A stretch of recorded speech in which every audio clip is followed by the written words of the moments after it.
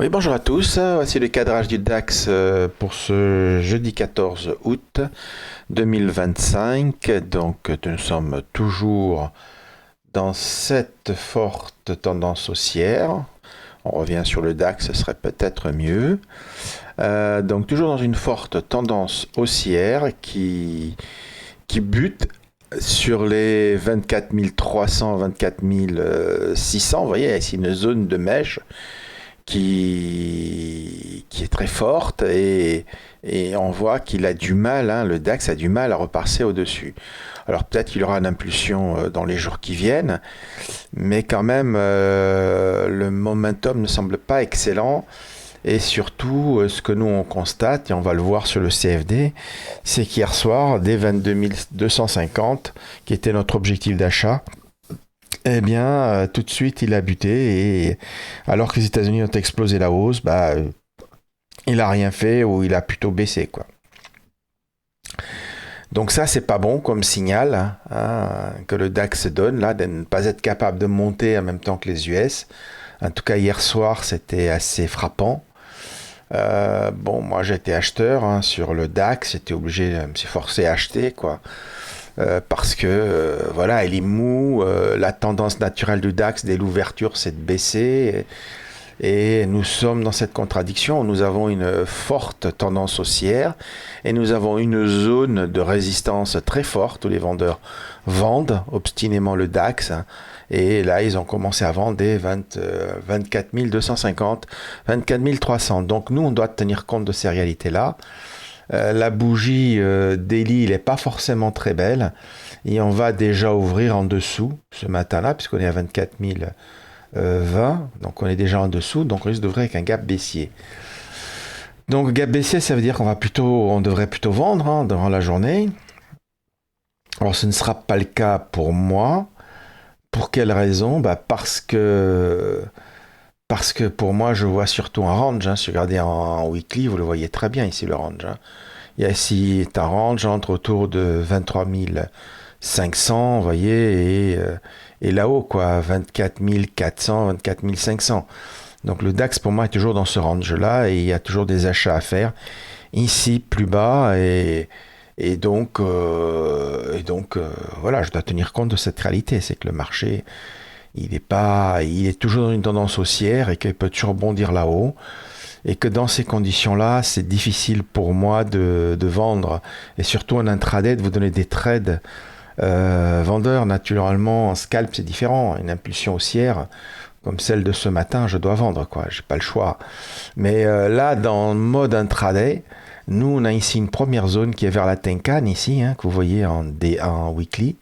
Vous voyez ici, qui est vers 23 853, qui est une zone importante, hein, où le marché peut rebondir. Nous voyons toujours ce momentum weekly qui se dégonfle, hein, vous voyez. Hein.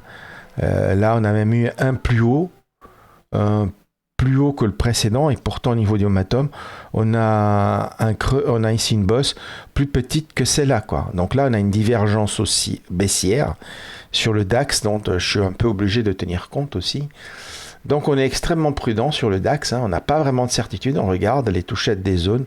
Donc là, la première zone importante, c'est 23 867. Voilà, on le sait, on est prudent, on regarde ce qui se passe là-dessus, ça doit correspondre à... combien j'avais dit 23 800... Ok, 897. Bon, ok, donc nous... donc ça doit correspondre ici au nuage Ishimoku, enfin quelque part par là, ce qui n'est pas normal. Quoi qu'il en soit, nous, on voit en daily que la bande de Bollinger haute, elle est autour de 24 534. Dans la bande de Bollinger basse est 23 650. Voilà, c'est le bas du range sur lequel nous, on va essayer d'acheter. Donc là, entre les deux, en intraday, eh bien, c'est compliqué. Évidemment, si on veut garder une dynamique haussière, il faut que ça rebondisse quelque part par là. Hein, vous voyez, là, vers ces mèches-là. Il faut au moins que ça rebondisse 24 054, 24 000. Voilà, il faudrait que ça rebondisse par là, hein, vers la même 50 même, vous voyez. Et donc, c'est difficile. Là, en daily, j'ai du mal à fixer des trades intraday. Donc nous, Donc, en ce qui me concerne, pour le moment, je suis hésitant. Voilà, je vous le cache pas. Et si je regarde ici, il y a une zone de vente vers là-haut, vers 24 250. Hein. Donc oui, est-ce que j'ai vendu hier, enfin, j'ai pas envie de vous embrouiller avec le scalp, le swing, tout ça. En restant dans une logique intraday. Dans une logique intraday, non, je n'ai pas vendu là-haut, quoi. Nous, on devait acheter le haut du nuage Ishimoku. C'est ce qu'on a fait, on a très bien, ça a parfaitement fonctionné, hein, comme vous pouvez le voir. Et là, ce matin, vous avez vu, il y a un petit flux baissier, là, avant ouverture, puisqu'on n'est pas encore 8h, les 7h34. Donc, il y a un petit flux baissier. Hein, donc, nous, là, en scalp pur, hein, les scalpers, eux, quand ils cherchent à aller dans le sens de ce petit flux, là. Donc, moi, pour l'intraday pur, je sais juste que cette zone-là, elle devrait tenir. Ça serait idéal. On a ici une première zone. Moi, je laisse les lignes marron un peu haut. Normalement, là, vu le flux, je devrais être plutôt baissier, là. Il faudrait casser cette bougie-là par le haut pour acheter, mais je me suis un peu replié un peu plus bas, vu le manque de dynamique du DAX, alors que le dos a fait une hausse quand même à plus de 700 points, c'est pas rien. Au moins par ici, vers ligne marron, c'est-à-dire vers 24 100, 24 050. En fait, on va essayer de fixer les zones logiques, hein. Voilà, voyons que le range se resserre, vous voyez qu'il y a beaucoup d'hésitation, et c'est surtout la cassure du range qui va m'intéresser. Donc dans le range lui-même, voilà, il y a ici la Kijun, ils ont essayé de rebondir un petit peu. Il y a Kijun qui est autour des 24 130.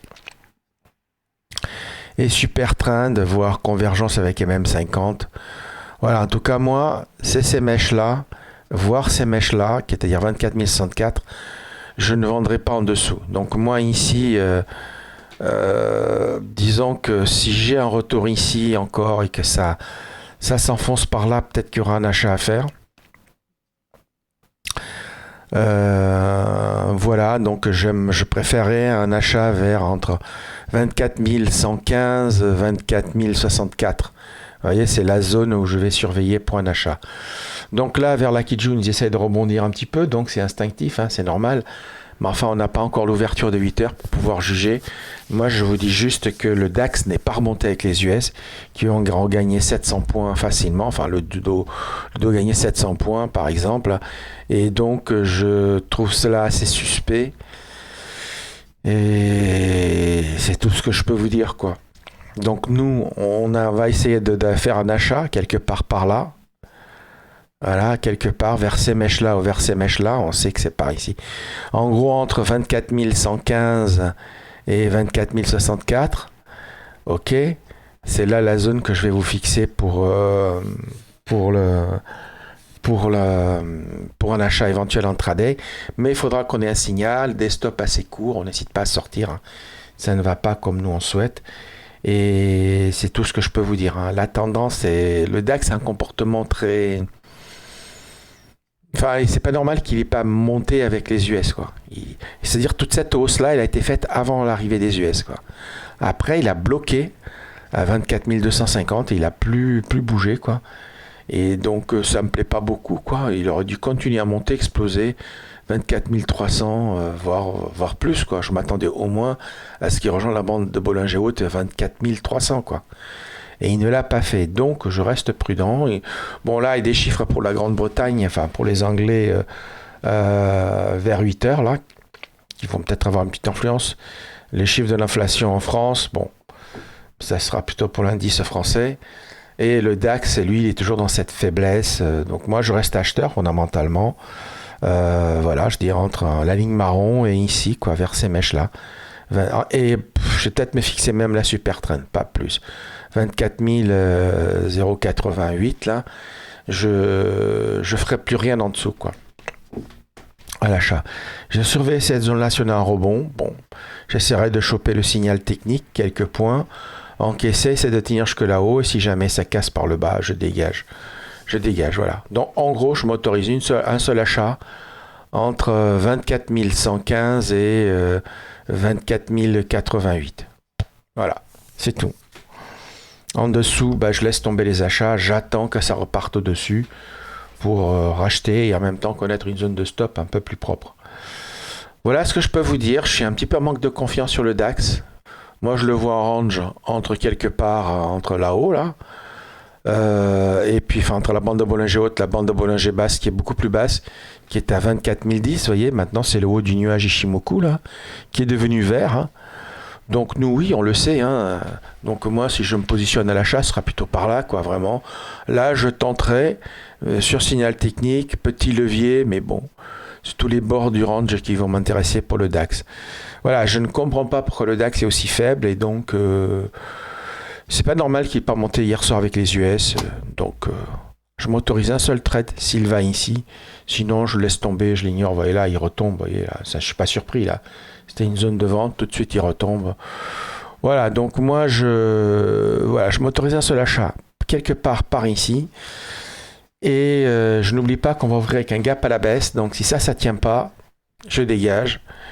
Et voilà, donc je parle pas du scalp où je ferai des ventes, mais en tout cas, je me repositionnerai ici vers les 24 000. Voilà, éventuellement un peu plus bas, 24 900 et quelques. Et c'est tout. Et pourquoi je m'autorise encore des achats? Parce que tant qu'on est pour moi au-dessus de cette zone grise-là, autour des 24 900, tant qu'on est au-dessus de ça, je m'autorise des achats. Voilà, c'est tout. Voilà, j'espère que c'est clair pour vous. Disons qu'on a un DAX là qui manque de jus, qui ouvre plutôt en baisse le matin, qui a envie de baisser, qui se reprend après et qui là diverge un peu du Dow Jones et des indices aux US. Donc, je m'autorise un seul achat quelque part par ici. Ok, et c'est tout. Voilà, c'est tout ce que je vous ai dit. Et je me repositionne un peu plus bas, près des 24 000, 24 900. Voilà, ici, cette zone-là après. Voilà, je vous ai tout dit. J'ai plus rien à vous dire. Aujourd'hui, pour le fondamental, on a juste les chiffres des inscriptions au chômage aux US. Ouais, c'est un chiffre important pour eux, puisque le chômage semble stable, toujours pareil, hein, mais quand même on note que ça se dégrade un petit peu sur l'emploi, même si c'est pas non plus extrêmement violent, hein, c'est pas flagrant. Le chômage, on a quand même des chiffres plutôt vers le haut du range, hein, autour des 4%, donc voilà, on attend aujourd'hui 250 000, donc bon, écoutez, on va voir. Et puis aussi des chiffres à la production, et surtout on va voir. Après il y a les ISM, hein, manufacturiers et autres, hein, qui sont intéressants. Voilà, donc c'est tout ce que je peux vous dire. Prudence, grande prudence sur le DAX. On s'emballe pas. On tente un achat quand on arrive dans nos zones. On se force à acheter puisqu'on est acheteur. Dès qu'on est dans nos zones, qu'on a un signal, on tente. Mais on ne s'acharne pas non plus. On diminue le levier. On connaît nos zones, cette zone ici et ensuite autour des 24 000, 24 900. Et on ne s'acharne pas si on n'a pas de signal, si le flux est trop fortement baissier. Et puis c'est tout, quoi. Voilà, je vous ai tout dit. Sur ce, je vous souhaite une bonne journée et je vous dis à bientôt. Bye bye.